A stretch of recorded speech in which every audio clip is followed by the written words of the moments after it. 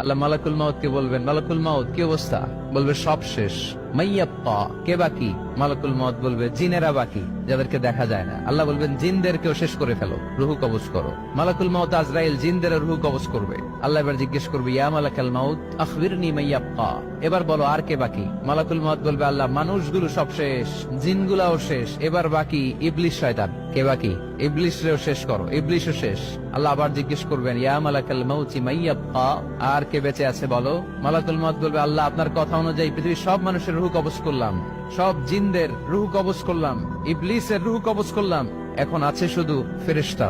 আছে কারা? যাও ফেরেশতাদের রুহু কবজ করো। ফেরেশতাদের রুহু কবজ হয়ে যাবে। এবার আল্লাহ জিজ্ঞেস করবেন, ইয়া মালাকাল মাউত আখবিরনি মাইয়াব্বা। মালাকুল মাউত বলবে, আল্লাহ আপনার কথা মতো ধরে ধরে সব শেষ, ফেরেশতাও শেষ, 4 জন ছাড়া। কয়জন ছাড়া? জোরে বলেন, কয়জন ছাড়া? ইসরাফিল, জিব্রাইল, মিকাইল, আজরাইল।